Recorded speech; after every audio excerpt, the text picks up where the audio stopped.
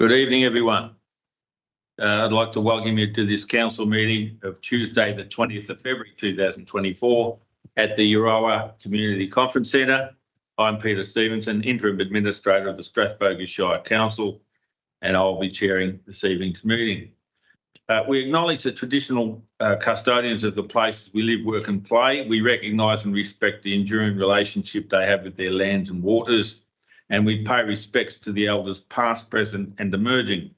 Today we are meeting on the lands of the Tongarong peoples of the Eastern Kulin Nation, whose sovereignty here has never been ceded.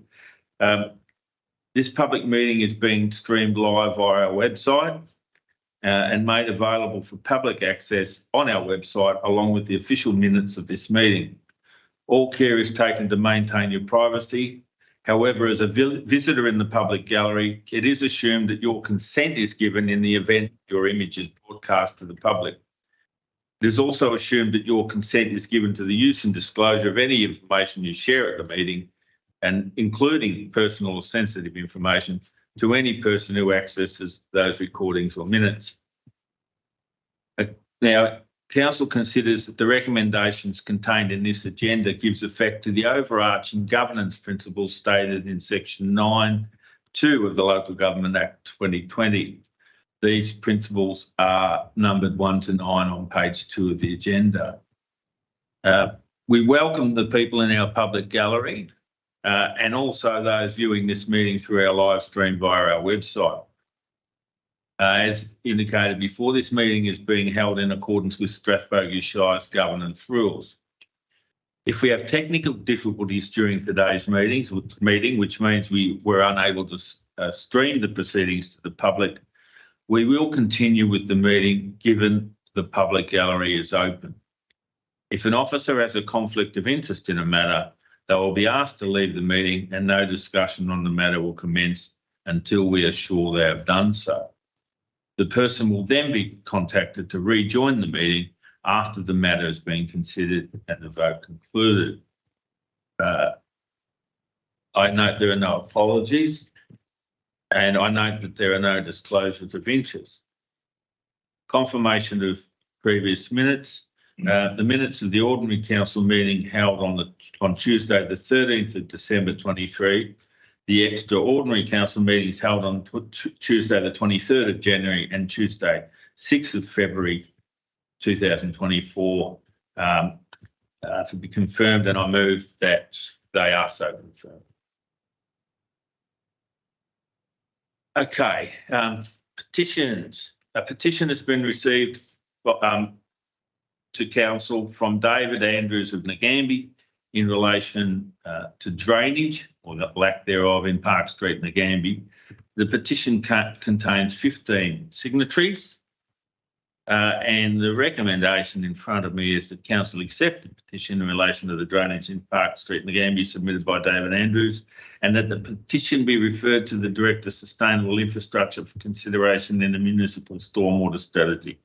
And I think that's a sound recommendation. I move that the recommendation becomes a resolution that is thus carried. Thank you, Chair. Now, a brief report of my activities and what's coming up. Talk to the Administrator. This month we began our series of Talk to the Administrator sessions throughout the Shire. The first one was held in Avenel last Tuesday, the 13th of February 2024. It was a terrific opportunity to get out and hear from residents directly and to provide them an opportunity to ask any burning questions. I was accompanied by senior staff there so that we could actually provide answers to people's questions, or if not, be able to link them to that for further conversations to understand the issues.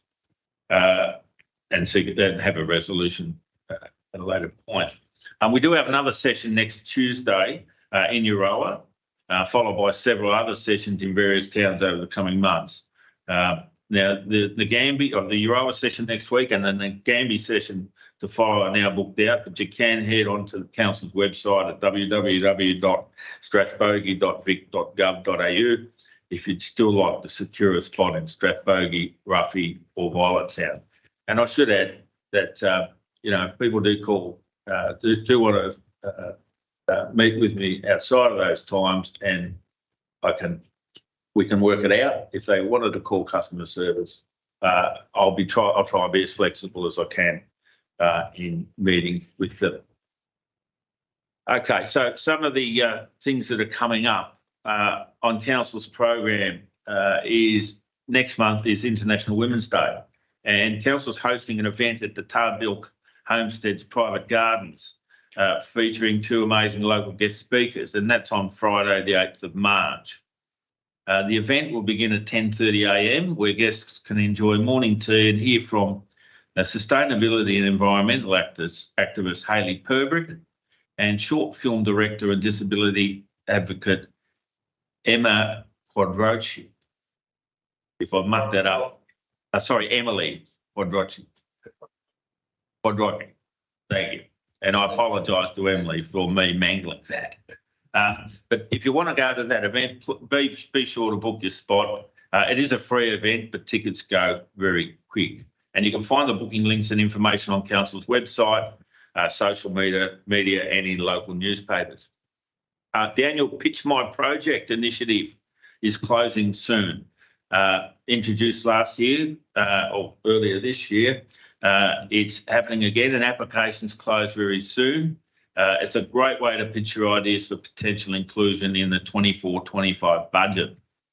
Just a reminder, though, to potential applicants that your pitch ideas must be council-led and delivered with no direct allocation of funds given to community groups, clubs, organisations or commercial businesses. Council has proposed an allocation of $300,000 for Pitch My Project as part of the 24-25 annual budget, and each of the 6 strategic focus areas within the council plan will be allocated $50,000. This year, we've also included the opportunity to pitch infrastructure projects. So head to Council's online engagement platform, Share Strathbogie, at www.share.strathbogie.vic.gov.au to read the guidelines, find inspiration of past successful pitches and get pitching. Before pitching, you'll be asked to contact a council officer who will advise you about your pitch.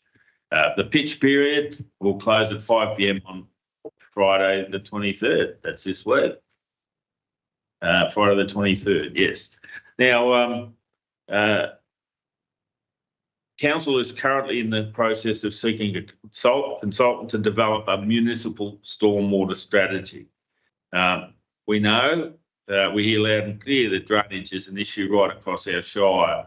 The strategy will inform Council on work and renewal priorities for stormwater asset development in all the Shire's townships.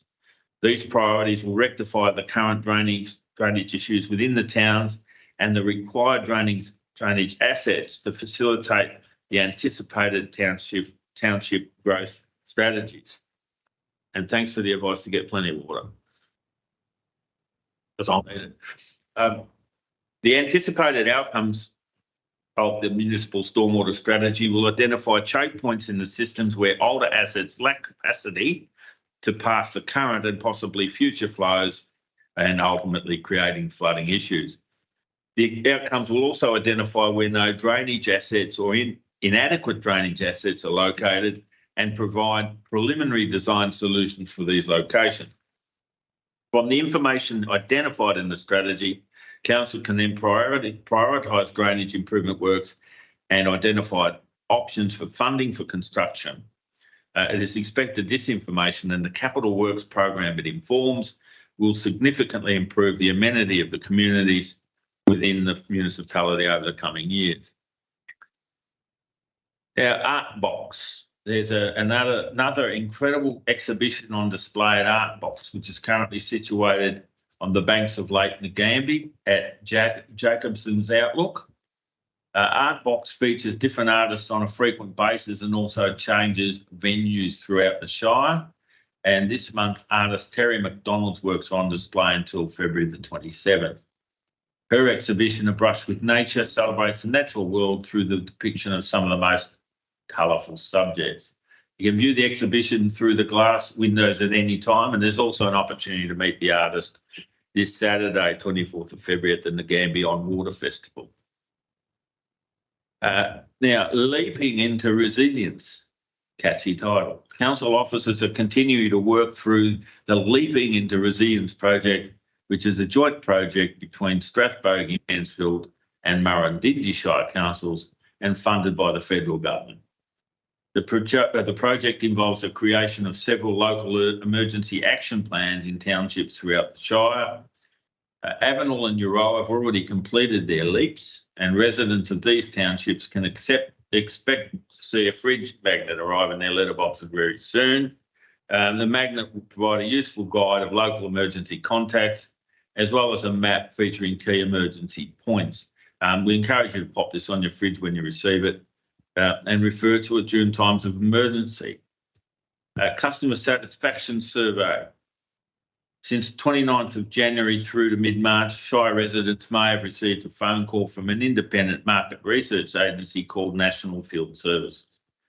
We've commissioned them to conduct a community satisfaction survey on behalf of council, and these surveys are being undertaken across Victorian councils. The survey is designed to assess our performance and to identify ways to improve our service delivery. About 400 interviews will be conducted among a representative sample of Strathbogie Shire residents, and we appreciate you taking the time to assist us with your valuable feedback. Please be assured your details and individual responses are confidential. Only the overall results are shared with the council. And if you have any questions, contact the customer service team on 1800 065 993. That's what's coming up. So, anything else that I missed?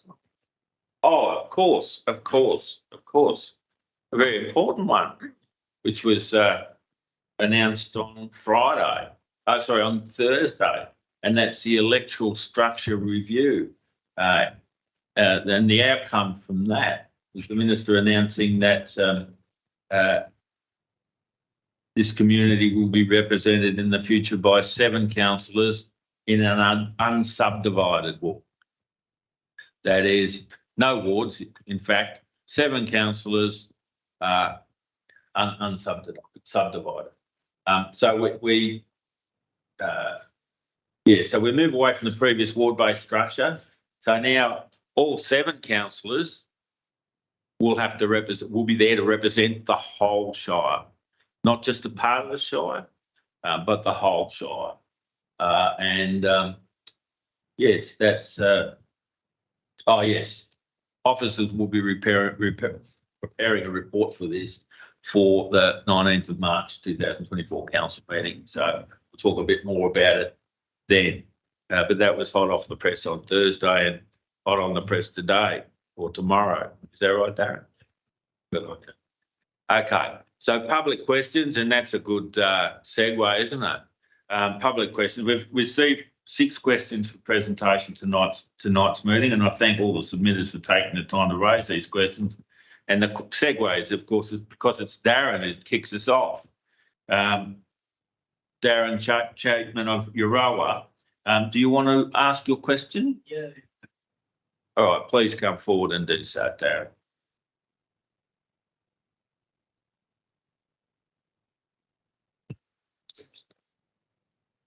Yeah.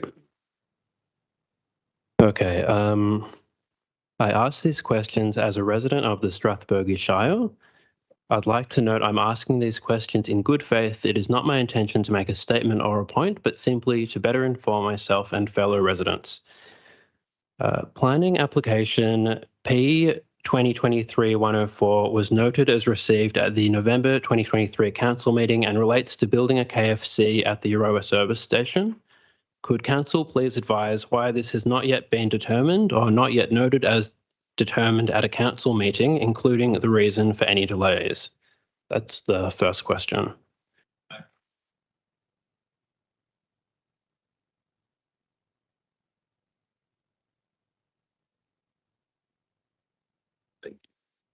We'll deal with that one first then.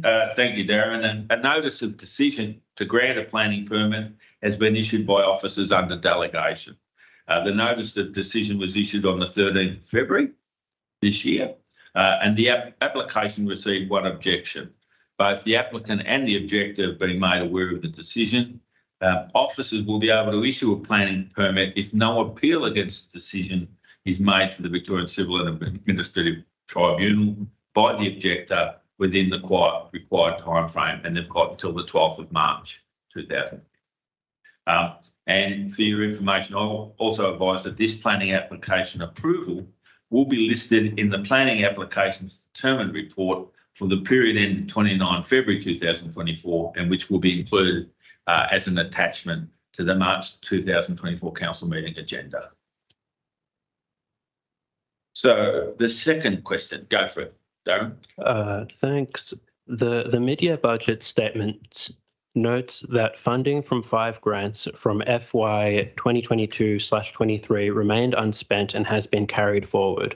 Why has Council not spent the flood support grant funding, and what requirements, if any, have been given by funders regarding how long Council has to spend the funding from this and the other 4 grants? Okay, thanks for this question too, Darren.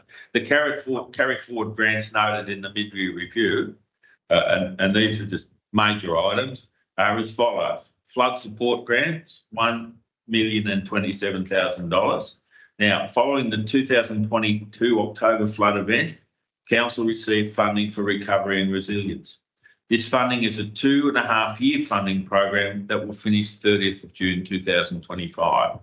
Council have been delivering a range of recovery services and has entered a partnership with Mitchell Shire Council to deliver a shared recovery service model.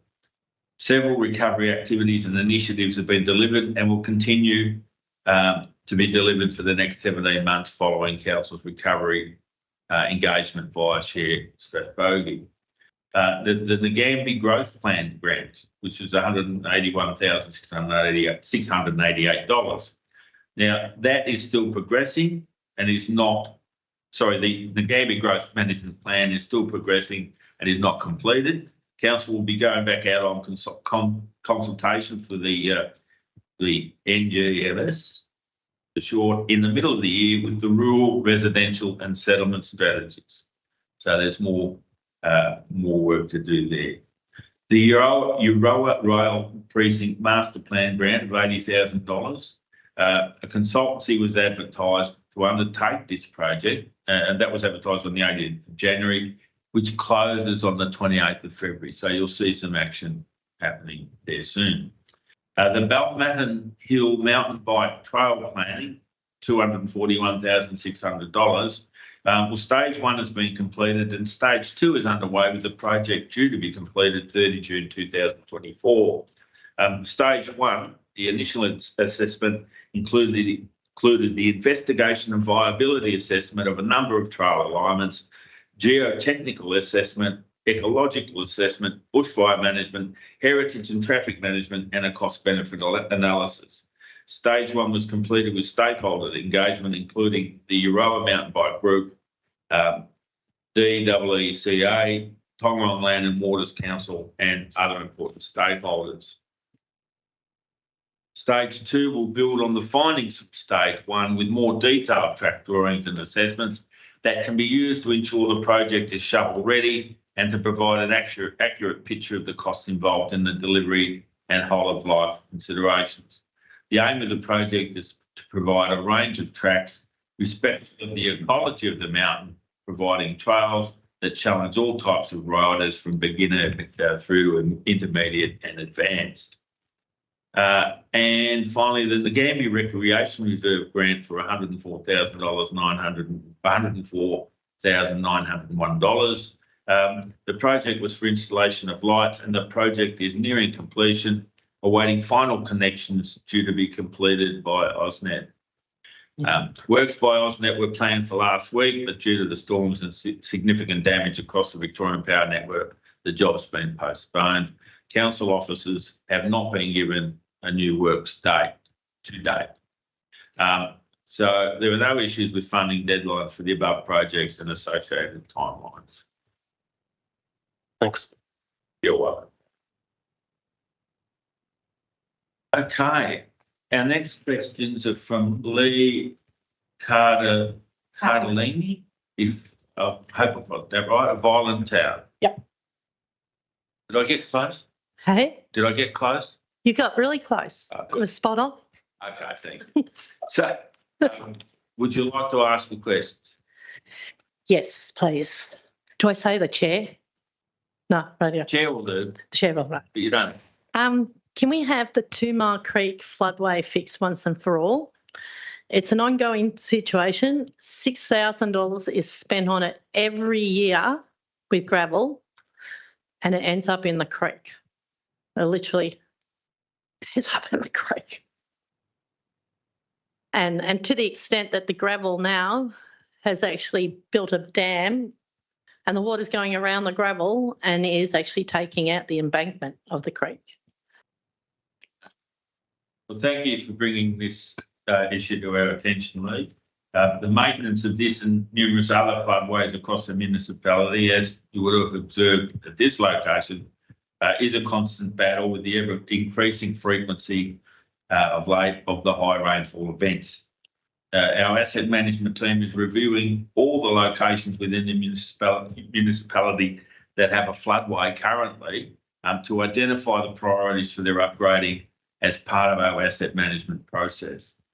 Once the priority list has been created, we can submit them for funding consideration in council's annual budget cycle. And I hope we can see, I hope you see the results of that in the not too distant future. So when would that be?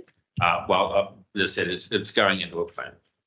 So we've got to work out all of the work that needs to happen in that space, and then get a priority list, and then look at how we might pay for that, and when that occurs. But until we know what it looks like, we can't give you a definite. Right. Because I have been out there a few times. Yeah. Thank you. Thanks, Lee. Question number 4, Rob French from the Gambie Primary School. What's the next 2 questions? And is in the gallery, and please come up, Rob. Thank you, Peter. Will the Shire be rejoining the school crossing program? And if not, why not? Okay. Well, Council made the decision to exit the state government school crossing supervision program following an unsuccessful advocacy campaign for a cost-neutral program. Previously, Council had received a small amount of funding to deliver supervision at the 5 school crossings in the municipality. However, the funding received only covered approximately 40% of the program delivery cost. And this cost was further exacerbated with the casual nature of the role and finding backfill where staff were unable to undertake a shift. Council is responsible under the Road Management Act 2004 for school crossing infrastructure. Due to concerns raised by the community in relation to safety at this site, Council engaged an independent road safety consultancy to complete an audit. This report was presented to Council for consideration in November 2023, and as a result of this, a funding allocation has been recommended in the mid-year budget inclusion to design and construct new infrastructure to support pedestrian safety and traffic conditions at this site, consistent with the recommendations from the road safety audit. This funding is a matter on tonight's agenda, which I will be considering. These improvements, if improved in the mid-year budget, will deliver long-term safety benefits to pedestrians and road users. In accordance with the road safety audit recommendations, will deliver traffic calming devices and pursue a revised speed limit of 30 kilometres an hour. The traffic calming devices may include pedestrian refuges either in the centre of the road or on each side of the road, or a combination of both, and or raised pavement to elevate the pedestrians to improve visibility of people using the crossing and further reduce the speed of the motorists, as well as additional line marking to further delineate the crossing is an option. Upon completion of the detailed design, the treatments will be assessed by an independent road safety auditor and installed as quickly as possible, and timelines will be communicated to you directly once we've finalised and confirmed the safety designs.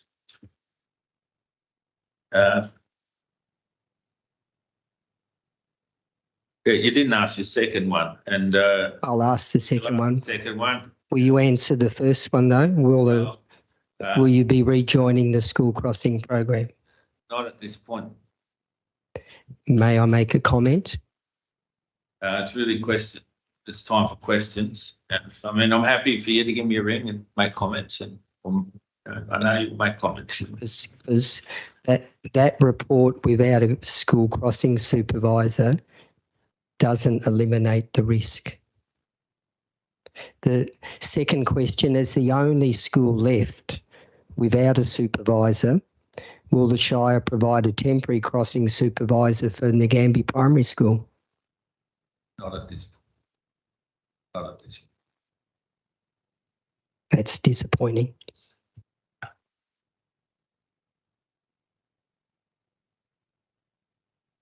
Thank you for your question.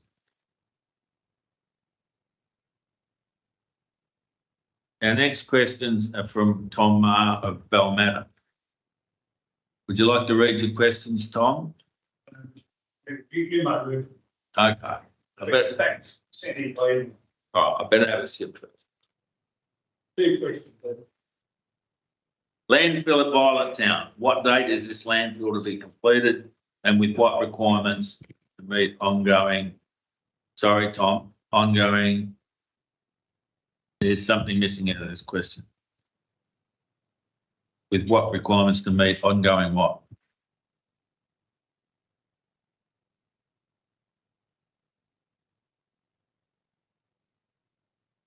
Landfill has a capping program of $3 million. Yeah. The landfill does have requirements of the Shire Strathbogie to maintain. Yeah. And in doing so, for what time? Because the landfill of Violet Town was controlled by the EPA of the Shire of Violet Town, controlled by the EPA of Strathbogie Shire, and some failures. And there's still failures. And understanding like there is failures. So why is that you, sir? The Strathbogie Shire, how are you going to maintain the landfill site with nothing to leave the site? There's conditions applied to the Shire by the EPA. What are the conditions? There's a few to what the conditions are and respond. It's too late. Okay. Causes the problem. Okay. For that comment.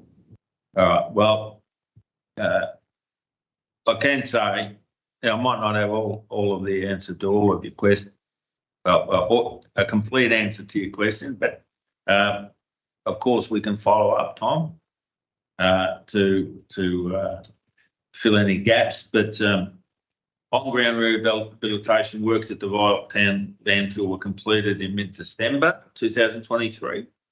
The Geotechnical Inspection and Testing Authority is currently preparing the final report for the environmental auditor, and council anticipates that full sign-off of the project for the project by the EPA will occur in the next 2 months. Once the rehabilitation has been approved by the EPA, council will update the existing aftercare management plan to reflect the new conditions on site and will undertake monitoring and inspections as outlined in the plan. Until this time, we'll continue to undertake environmental monitoring and inspections quarterly. Your second question, Tom. Sorry, your second question. I'll read it, sorry. Yeah. Assets owned. What assets in total are still owned in this Shire of Strathbogie to date? Okay, so in response to that question, Tom, I advise that council manages a portfolio of assets worth over $283 million. This includes all property, plant and equipment and infrastructure. These assets have been built up progressively over many years, ensuring our assets are appropriate for the Shire's needs, and they enable us to deliver the services that make the Shire of Strathbogie a great place to live, work and visit. Council's Asset Management Plan 2021 to 2033, adopted at the June 22 Council meeting, provides guidance on all council infrastructure assets, which are grouped into key asset classes. Table 2 of this plan details council's asset portfolio, and Table 3 highlights some examples of community buildings and structure. And as detailed in Table 2 of this document, we currently have 735 kilometres of sealed roads, 1,469 kilometres of unsealed roads, 125 road bridges, 8 footbridges, 387 major culverts, 405 buildings and structures, 37 footpaths and cycleways, 11 parks and reserves, 14.8 kilometres of walking tracks, 400 metres squared of garden beds, 4 aquatic centres, 26 playgrounds, 42 hard courts and bowling greens. So if anyone wants to know why we don't really want to get any more buildings, there's probably a good reason. Now, Table 3 of that document details our 133 community buildings and 273 buildings and structures. So examples of that 133 community buildings include 4 outdoor swimming pools, swimming facilities, 8 community halls, 4 public toilets, 4 kindergartens, 4 maternal child health centres, 4 senior citizens clubs, 3 public libraries, 1 cinema, 7 transfer stations. The 272 buildings and structures include sheds, stores, shade sails, ramps, water tanks, pumps, etc. that we maintain. And the asset management plan is available on Council's website under plans. Now, is Marie, thank you, Tom, for your questions. Is Marie here tonight? The class of vehicles, drivers, and stocks or parts. Okay. I'm very well aware what assets of flood company is. I'm very aware of assets that disappeared out of Strathbogie Shire. Well, Very well that on the statutory declaration. Well, Thank you. okay, thank you, Tom. All right, our final questions have been submitted by Marie Mara Balmatam. Is Marie here? No. Okay, so I'll read her questions. The first one's about rates, and she says, she asks, I've previously asked questions in council meetings and I am still waiting an appointment for this meeting to occur. The rates are still incorrect to date. And 2, Balmatam Rec Reserve, I would like a detailed report on this reserve as there's been grant money allocated to the reserve and the current storm damage under the reserve. So thank you for your questions, Marie. In response to a number of previous requests, council has provided responses on rate matters and copies of rate notices. If you could provide specific written advice of what errors you believe have occurred and on what rate assessments, officers will investigate and arrange a meeting to discuss. We actually need details. In response to your second question, storm damage, to what is described under the National Disaster Recovery Funding as unessential assets includes damage to council buildings, fences and trees, etc., and are not eligible. Council resources are currently continuing to work on clearing the trees felled from the recent storm events from council road networks and open spaces where community safety is at risk. And our officers will attend to all of our open spaces as quickly as possible. And I will ask the Director, Harvey, reminds the team to ensure the Balmatam Reserve is included. If you could do that, please, Mr. Yes, Chair. Okay, well, that concludes the questions, unless I've missed one. Okay, so we're now moving to reports. And the first one is 11.1.1, Director Frampton, planning applications received and planning applications determined. Could you give me a summary or give the meeting a summary of the report, please? Thank you, Chair Stevenson, and through you. Consistent with Council's planning permit applications referral to Council policy, this is our standard monthly report. This report provides an update on all planning applications received and planning applications determined between the 1st of December 2023 and 31st of January 2024 via attachments 1 and 2. The report notes that 17 new planning applications were received and 24 planning applications were determined in this reporting period. It also presents Council's latest planning permit activity performance data, which is for the month of December 2024, which is the latest data available via Attachment 3. Attachment 4 also provides an update on current Victorian Civil and Administrative Tribunal appeals where no decision has been made as yet. There is a recommendation on page 8 of tonight's agenda for your consideration. Thank you, Director Franklin. Just a question. I know during previous months where I've been here as monitor and in my first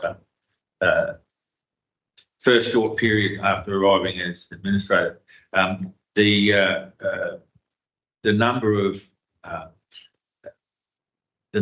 applications or success at VCAT and the number of applications that have been determined within time was quite a high number compared to other areas. How are we tracking in this one?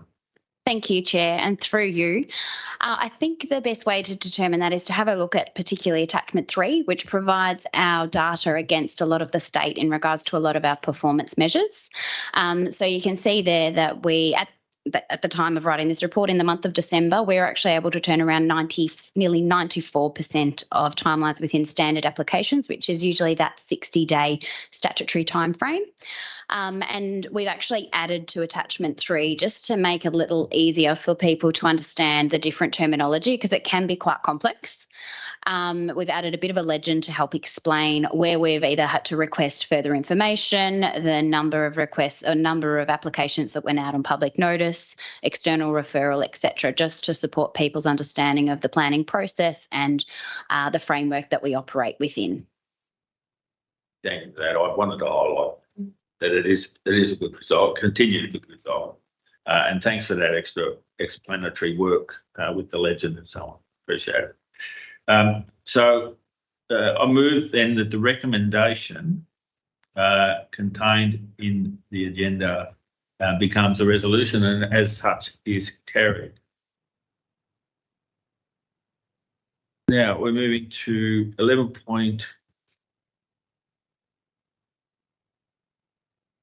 Bear with me a moment. I've got a number out of whack here. We'll get to it.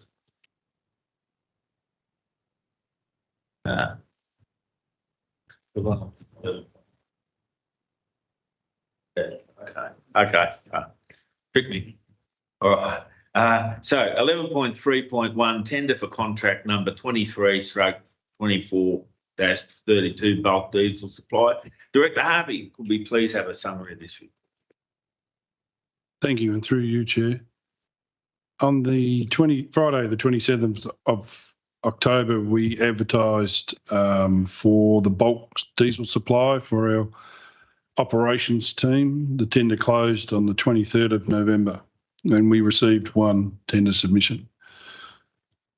The report provides a detailed assessment of the review of that tender that was received, and the recommendation can be seen there on page 10 of the agenda. The delivery of bulk fuel to the municipality is something that is necessary for the ongoing work and the ops group and to fuel the graders and the plant and equipment. It's not used for the passenger vehicle equipment. Generally, we take delivery of between 400 and 1,200 litres per delivery at our different sites across the municipality, and that inherent is possibly why we only got the one tender. Generally, the vehicles that cart this fuel are of a 10,000 litre capacity, and on that basis, the delivery of part loads without other customers to take the balance of the load means that the truck runs around the district half empty or half full, depending upon your outlook on life. We have assessed as per the report, we have assessed the tender received, and the recommendation is there for your consideration.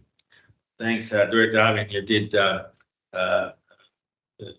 bit of clairvoyancy there because you anticipated the question I was going to ask. Why is it so difficult to get one tender? So thank you for that. Not buying it, not using it. Not using them. Okay, so the recommendation on page 10 of the agenda in 3 parts to award the contract to Macomb Transport, authorise the Chief Executive Officer to execute the contract and note contract commencement and conclusion dates.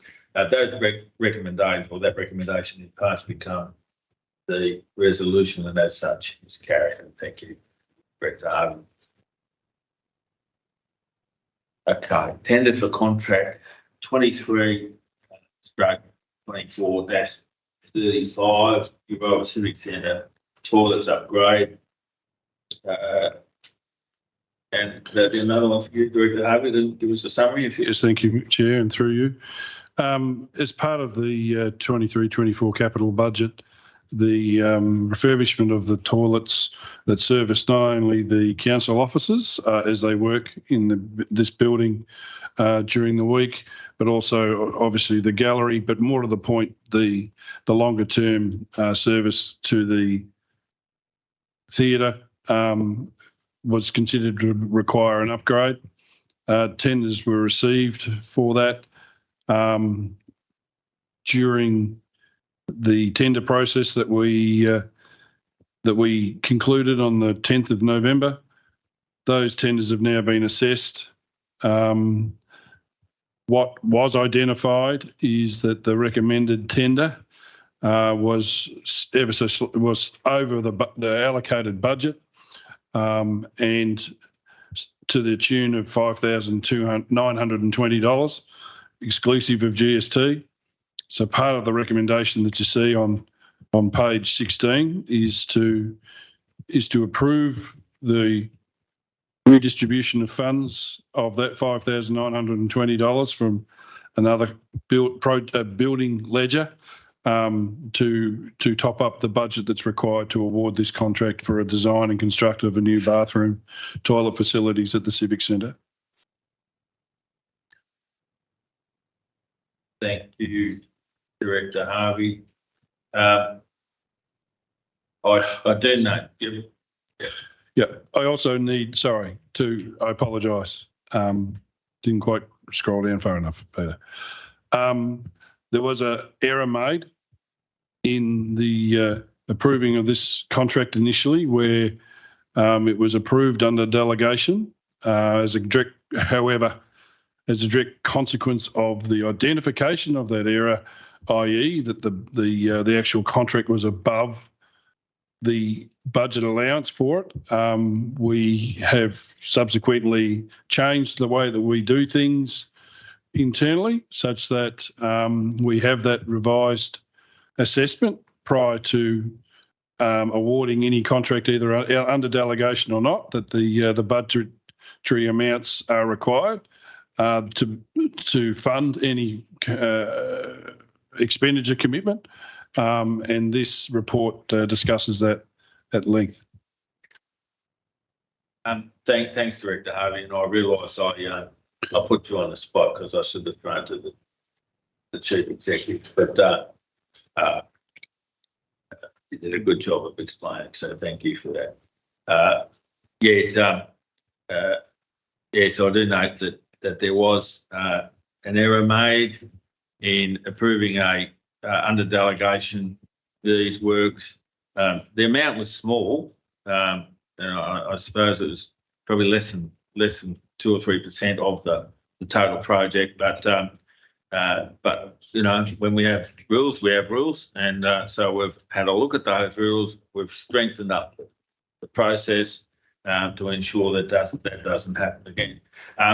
What I would say also is that had it not been approved under delegation, had it been forwarded to council, the likely outcome would have been the same. But that doesn't dismiss the fact that there was an error. But everybody can make mistakes, anybody can make mistakes, and there's no one not too many that that don't make mistakes, but it's how you respond to them. It's how you respond to them, and if and not making them again is the way to respond. So and I appreciate the honesty of the staff in highlighting the error, because they could have said nothing, and I might have picked it up at some point, or someone might have picked it up at some point, but it's such a small amount I may not have. But their honesty means that the system gets improved. So I appreciate that, and thank you for that. All right, so you have a recommendation, begins on page 16, or a recommendation with 3 parts. It begins on page 16 and concludes on page 17 of the agenda. I will move that the recommendation is resolution, and as such is carried. Okay. And I'll throw to the right person next time. Try anyway. Okay. Next one is contract variation, contract 23/24-01, road pavements rehabilitation program 2023/24, and I'm quite sure this is yours. Very David. It is, thank you, and through you, Chair. This report deals with the events that are occurring on site whilst we execute the road pavement rehabilitation contract that was awarded at the 21st November 2023 council meeting. We're obviously treating the road in the right place, because what we've uncovered with the standard treatment is some significant different conditions than what was originally anticipated, where the failures that we've treating in this section are substantially greater than what the general treatments treat, i.e. we're having to remove substantial amounts of existing pavement and retreat the subgrade to achieve the stability that's required to actually repair these from the long-term point of view rather than the short-term. Some of it is a direct consequence of the recent climatic conditions, possibly, where the springs are a little bit more active than perhaps they have been previously. And in some ways that's a good thing, because it means we can come up with a treatment that will future-proof the road for a little bit longer than just a bit of cold mix over the top and a new seal and having it fail again in the longer term. So the report there details that previously to this request, I have approved 2 variations, to change the locations of some of the treatment from the original sites on some of the roads to more pressing matters, and further, where we had under my delegation, I was able to approve another variation where we had to treat an existing failure slightly different from what was proposed. That took the initial 2 variations up to 9.68% of the original contract, and with the additional variation, it takes it over my delegation and into the delegation of council for approval. The recommendation that starts on page 23 and continues on 24 also asks for the Chief Executive to approve the possibility for the Chief Executive to approve a further $30,000 of variation requests should they be deemed necessary, as this program has not been completed at this point in time. And note that the project variations can be accommodated within the existing budget allocations that we have within the 23-24 budget. Thank you, Harvey. And it just shows once you open up the service, you know what you're going to find underneath. Comprehensive report, and it was quite interesting, actually. I've never been really interested in those, but I read this one that thought, it was quite interesting, the springs and so on that are just, appear, whether they're out of nowhere, but they just appear, and obviously making your work harder in trying to seal the roads. So we have a recommendation of 4 parts that begins on page 23 of the agenda and concludes on page 24 of the agenda. And I would move that the recommendation becomes the resolution, and as such is carried. Now, tender for contract number 23, I believe 24-25, construction of truck wash, curb and channel and associated works at Boundary Road North, Euroa. Director Harvey, you're in the gun again. May we have a summary of this report, please, and we'll get Richard soon. I'll let you know. Thank you, Chair, and through you. The municipality for some time now, the last couple of years, has been... Sorry, I can't hear from back there.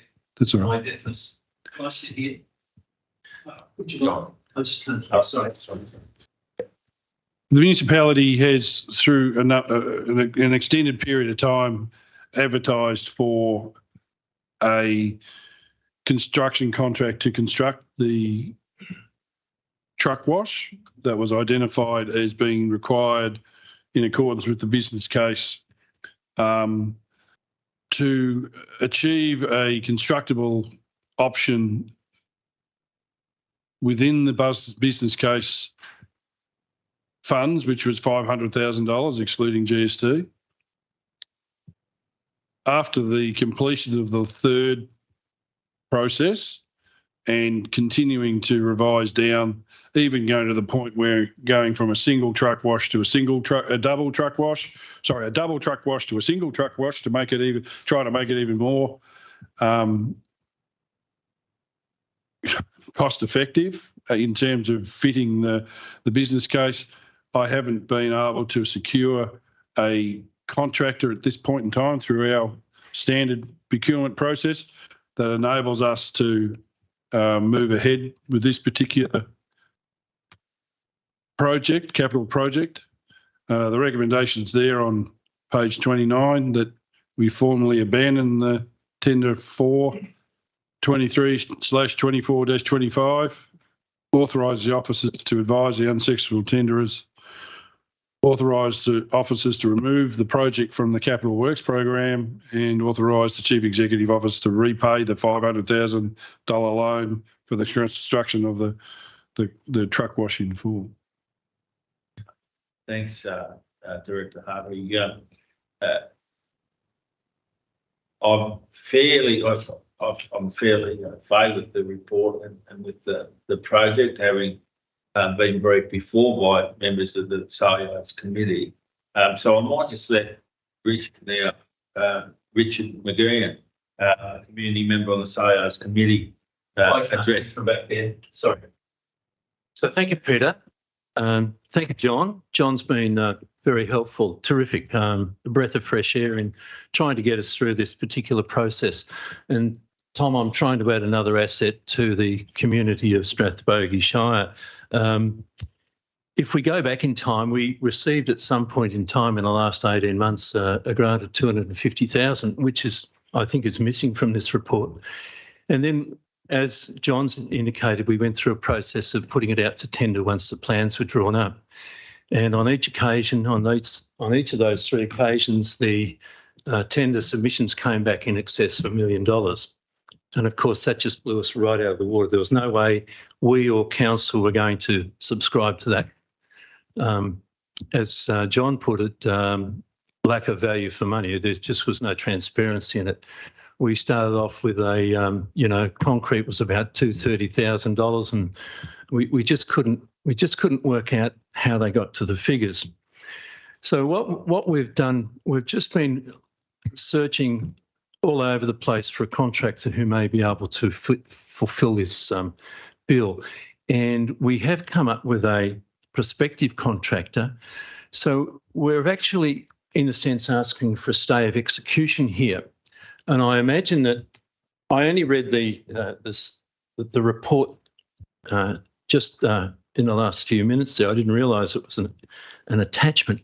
But it seems like you could adopt that motion and then we can have a supplementary. So the Sayards Committee has reviewed the procurement process and have identified a local contractor who failed to bid in those first 3 rounds. He didn't put in a submission. I don't think he knew about it. Following discussions with said contractor, we now request the council consider one more procurement process before paying back the loan. So we're really asking that just give us some time to talk to this guy. No names, no pack drill. This guy, John's met him. He has, and his company has the skills, knowledge, expertise and the workforce to do the job. Very familiar with working with local governments and state governments. And he's now looking at a figure in that $500,000 category. So I'm here actually to say to council, if you give us this stay of execution, we might be able to build this truck wash and save you $500,000. Not a bad sell, is it? Instead of something for $1 million, it's never going to happen. We think we can come in pretty close to budget. And if we go back through our Sayards operational budgets, in the last year, 22-23, there was a carry forward credit of 60,000+ and projected for 22-23 and the next year, 23-24.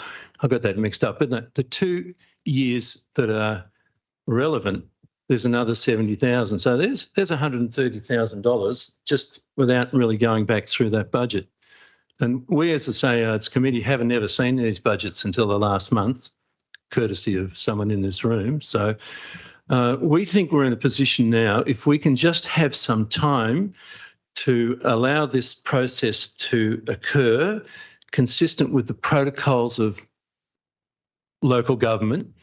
We don't want to cut any corners. He's prepared to follow all the protocols in terms of construction details, following the plans as laid out and working in conjunction with our engineer, John.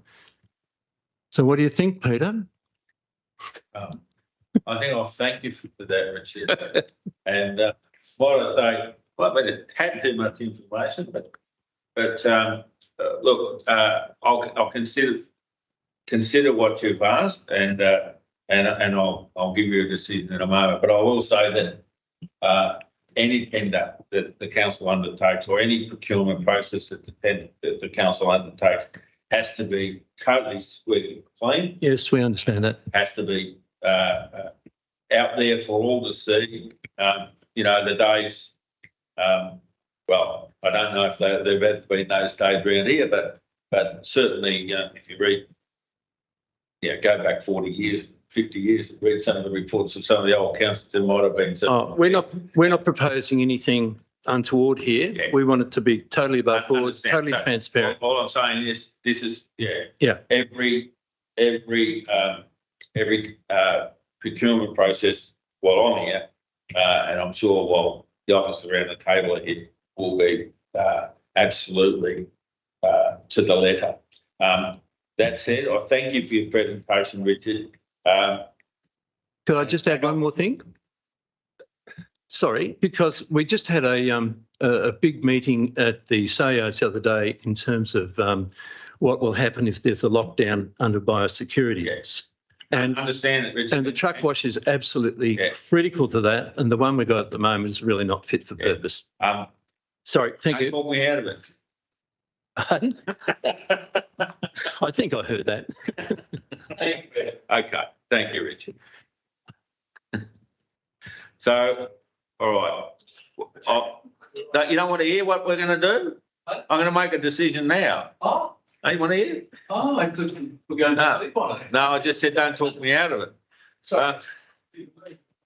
But I look, given, and I understand that sale yards are really important in rural municipalities, and I did meet with a delegation of the committee, and they're passionate people. They're only there for the right reasons, and they did make a really good case about the need for the truck wash. So if we can get a truck wash of this like, within the budgetary constraints and with all of the processes that are in place, then that would be a good thing. So I'm happy to move today that we defer the matter to undertake a final open public tender process, and I say final, and receive a report in the April 24 council meeting cycle. So that's my resolution. So yeah, the recommendation became a resolution, Karen. Thank you very much. Appreciate that. You're welcome. Cheers. All right. Now, getting back to so Longwood Ruffy Road culvert emergency repairs. I think that's what I'm up to. Yes. But it's warm. All right. Director Harvey, you're in the gun again. Thanks, and through you, Chair.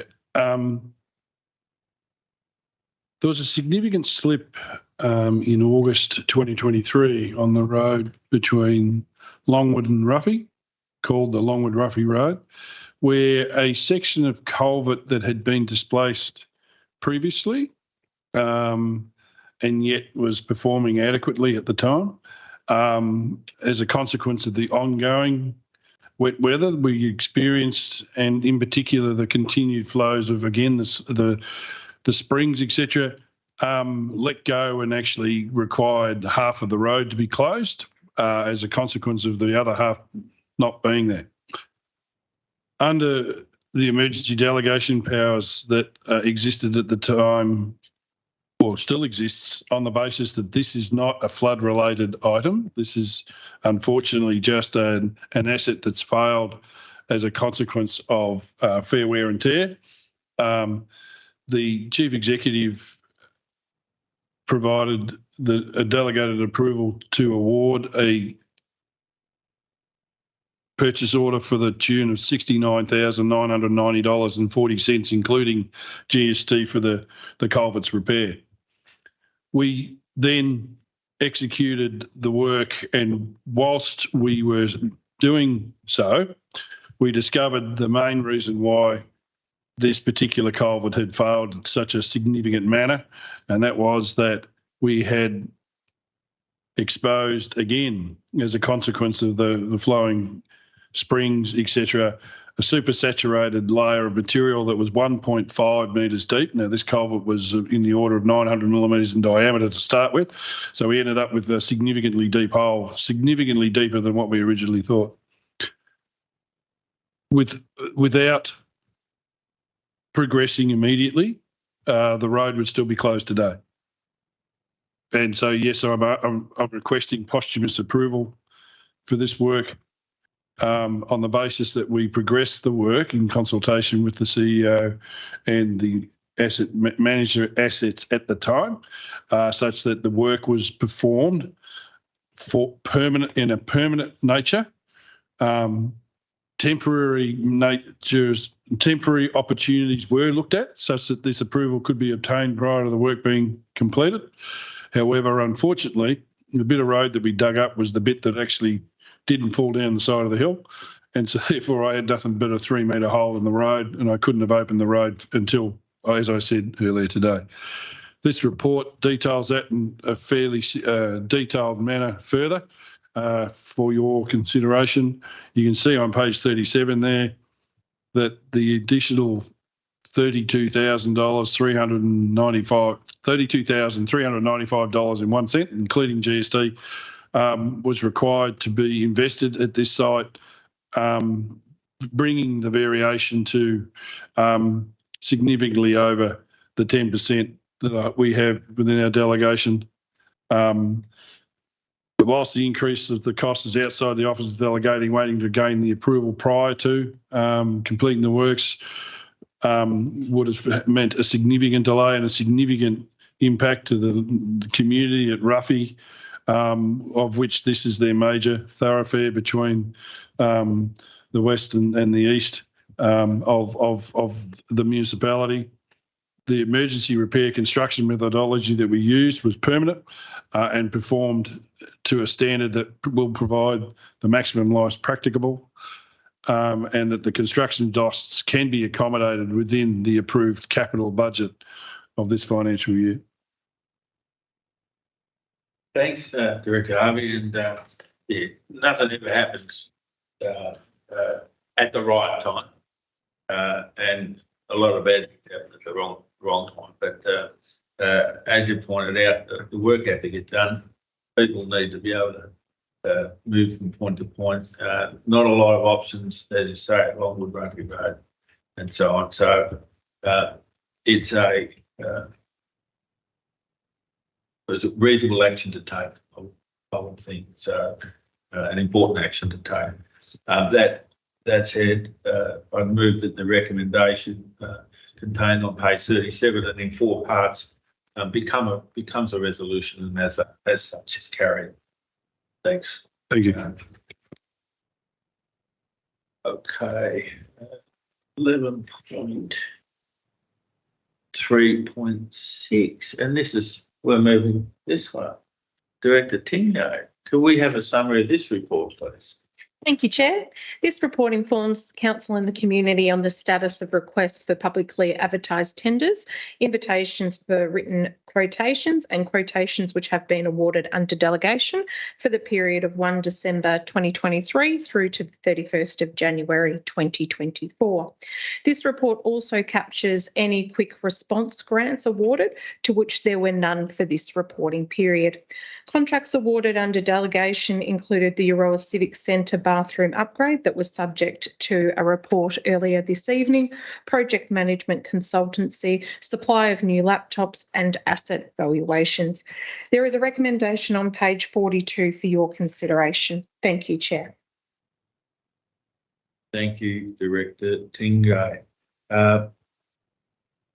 I would simply move the recommendation on page 42 in 2 parts becomes the resolution, and as such it's carried, and thank you for your work. Okay, 11.4.1.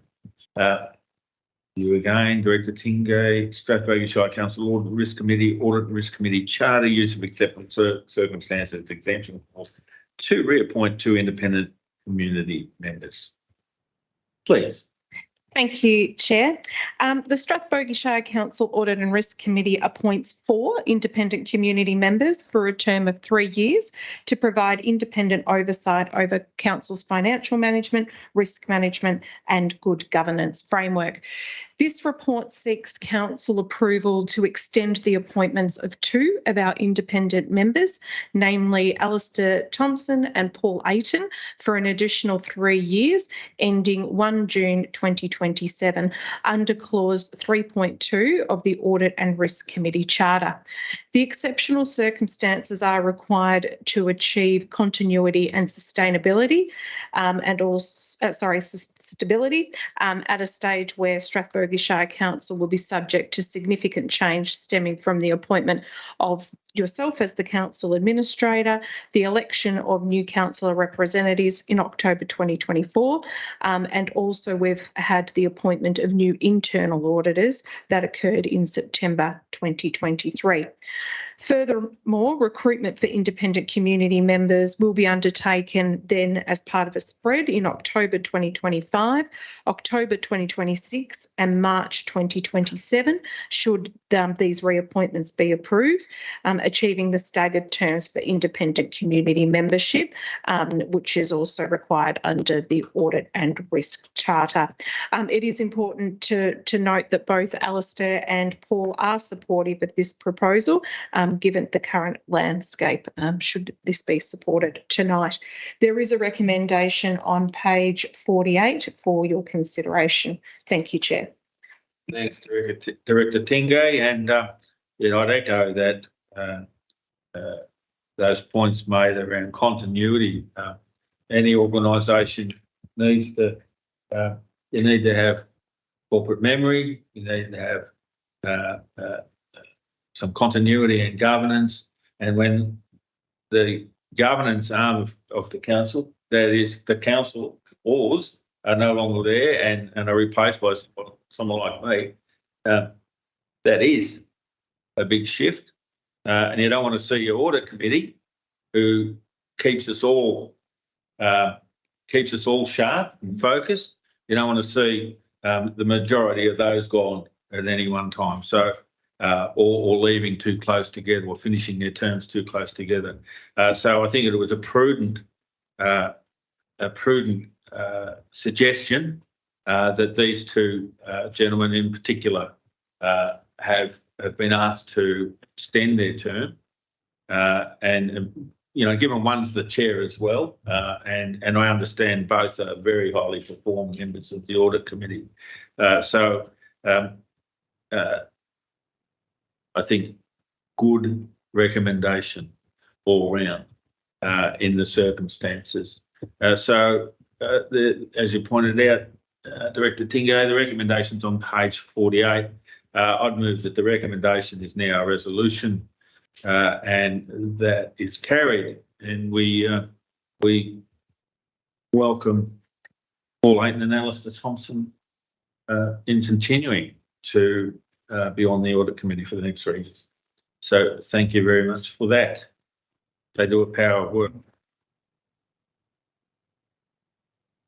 All right, moving on to 11.4.2, perfect segue to the Strathbogie Shire Audit Risk Committee Annual Committee Performance Report, January 2023 to December 23. And Director Tingay, please, a summary.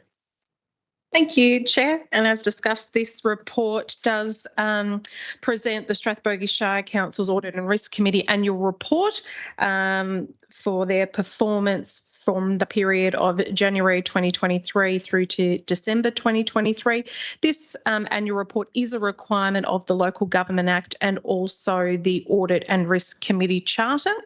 The report covers key activities for the reporting period, external and internal audit summaries, risk management summaries, and the Audit Committee work plan, which is agreed upon annually. Summary of the actions and updates. Chair, there's obviously, as you've quite mentioned before, the Audit and Risk Committee have a huge task and see a number of pieces of information and provide us with advice as required. There is a recommendation on page 53 of the agenda that Council receive and note the Audit and Risk Committee annual performance report for the reporting period January through to December 2023. Thank you, Chair. Thank you very much, Director Tingay.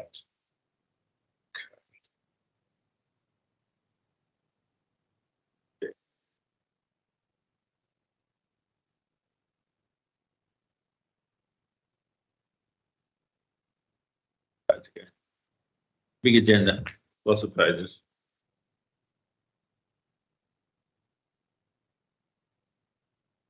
Okay, yes, on page 53. I will move that the recommendation on that page become the resolution and is carried, and well done to the audit committee.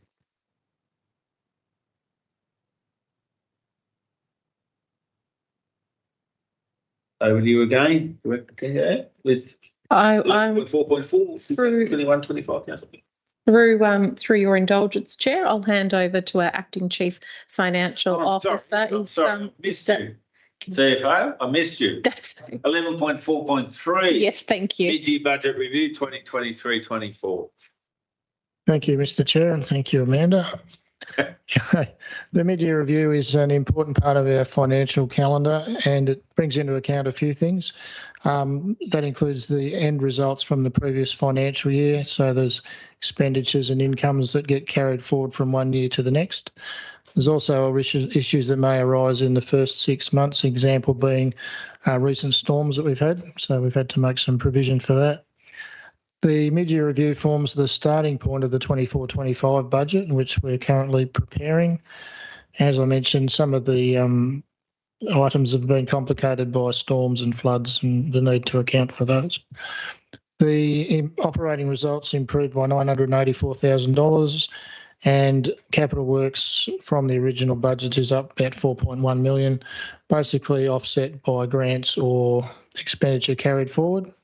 So you'll see on page 60, there's a table where the capital was 16.48 million originally. Now it's predicted at 20.6.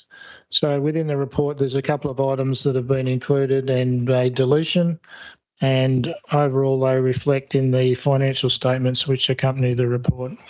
And there's a recommendation on page 58. Thank you, CFO. And again, apologies for missing. Yes,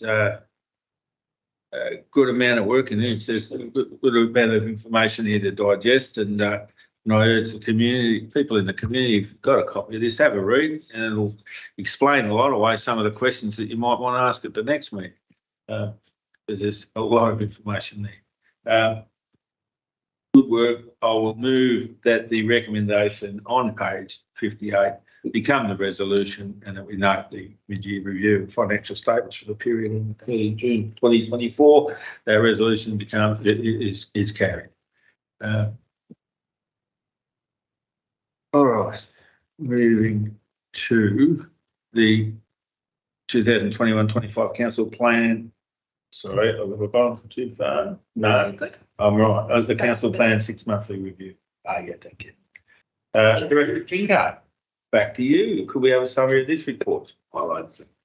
Yes. Thank you, Chair. This report represents a 6 monthly review of the 23-24 council plan actions, reporting on their progress to the community. The council plan provides a guide to council strategic direction and objectives and key strategies for the report for the period 2021 to 2025. The second annual review was presented to Council at the August meeting, where actions in focus for the 23-24 year was set. And to provide greater reporting transparency and updates to our community, 6 monthly reporting will now be enacted. As at February 2024, 23 actions have been completed, 25 actions are currently in progress, 5 actions remain ongoing, 4 are yet to commence, and 2 are either deferred or on hold. We've also attached to the agenda a tracking document, which provides a snapshot on the progress of each of the individual items for the 23-24 period. Also within the report, we've also highlighted some key achievements over the last 6 months on page 66,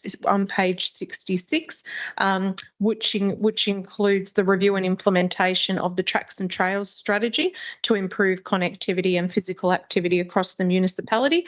That is currently underway. We are continuing to advocate to federal and state governments for the investment of reliable power supply infrastructure with a focus on renewable energy. That continues. There's been the development and the adoption of the Destination Management Plan in partnership with Greater Shepparton City Council and also Mitchell Shire Council, which has been an important focus for our visitor economy. There's been a range of youth leadership events and activities across the municipality that have been completed.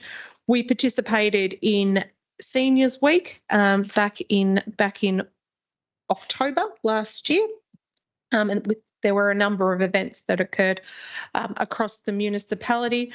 We've also been consulting for the draft Avenel 2030 strategy. That's been a document that will guide the future development and growth within Avenel, but also maintaining the local character. We've also adopted the asset management policy, which occurred in December last year, and a range of other actions that can be seen on the tracking document. Chair, there is a recommendation for you on page 65 of the agenda. Thank you. Thank you, Director Tingay. And there's a lot has been achieved and still a bit to do, but that's why we have a plan. If we fail to plan, we plan to fail, and the council plan is the key strategic document on which we base all our work. So thank you for that. refresh, update, highlight of the report.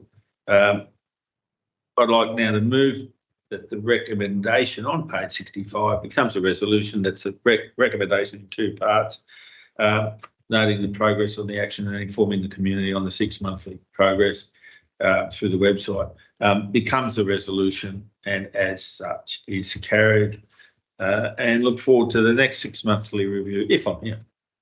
In fact, I'll tune in if I'm not. Okay.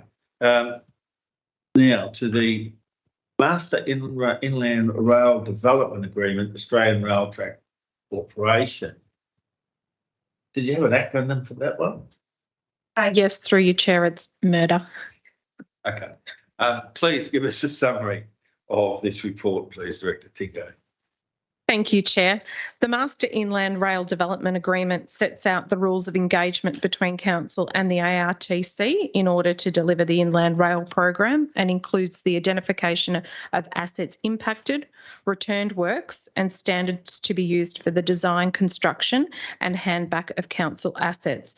The agreement is particularly between the ARTC and Council, and it will also continue to evolve with the amendments over time as the ARTC's project scope becomes more defined. Following an extensive revision process, the final proposed agreement is now ready for Council consideration. There is a recommendation on page 71 for Council's consideration. And as I mentioned earlier, the actual design of the underpass is continued to be developed. The ARTC are working on that presently. And once we have more information, the asset allocation will become clearer. But at this point in time, the document is presented to Council for consideration and execution at this point. Thank you, Chair.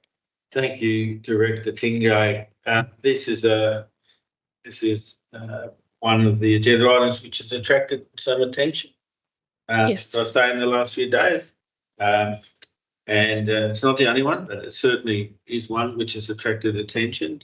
And this morning I received an email from a legal representative acting on behalf of Euroa Connect, and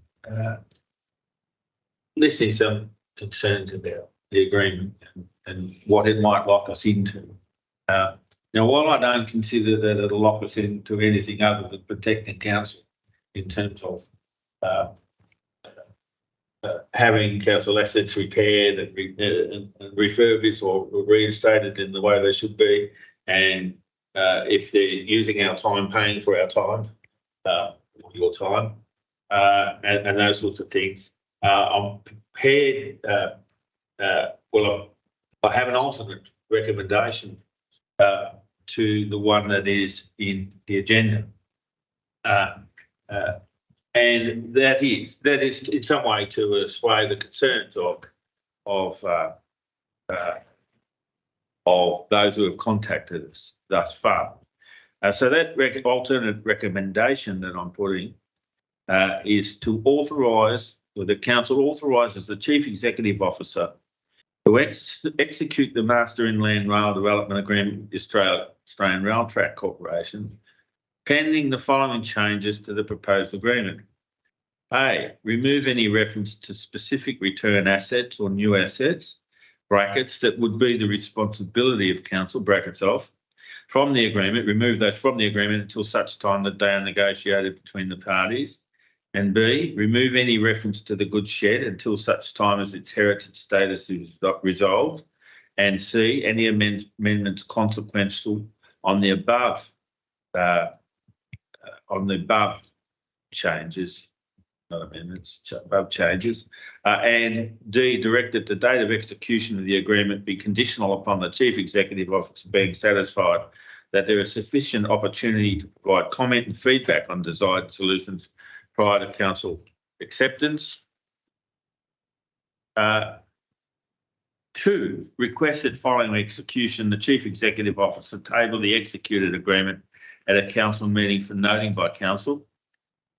3, authorise the Chief Executive Officer to subsequently execute any documents that are necessary to give effect to the agreement, including any further or supplementary agreements, recording amendments to the agreement that are minor in character. And 4, note that the agreement does not preclude council from publicly supporting the broader community to ensure the best design outcome for the underpass option. So that is what I'm moving. That was the alternate recommendation that I now I make it now a resolution, and as such is carried. Okay, moving on. Where are we? Let's get back to this. The monthly performance report.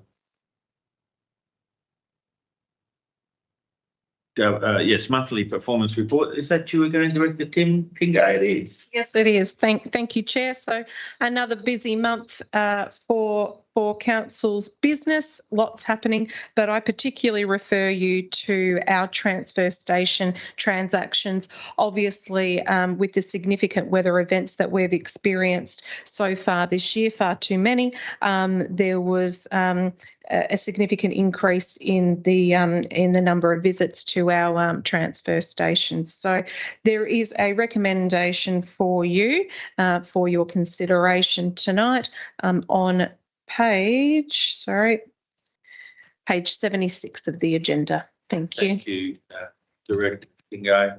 And yeah, for a quiet time in the year, the performance report certainly belies that. And as you pointed out, the transfer stations have been well used, but many of the other services and areas of council have been flat out, and credit to all those hardworking people in your teams. I'm comfortable with that report. In fact, I did enjoy reading that report. And on that basis, I will move the recommendation that the report be accepted, or remove that recommendation becomes a resolution, and as such is carried. And thank you very much for the work. Now, that should be the last of the reports. Notices of motion, are there any? Notices of rescission, I wouldn't think so. I don't argue with myself too much. Urgent business, we don't have any of that. And confidential business. Therefore, the next monthly meeting of the Strathbogie Shire Council is scheduled to be held on Tuesday, March 19, 2024, here at the Uriah Community Conference Centre at 6 p.m. There being no further business, the meeting closed at 7:27 p.m. Thank you, CEO and the leadership team, for your assistance and attendance, and thank you to the members of the gallery.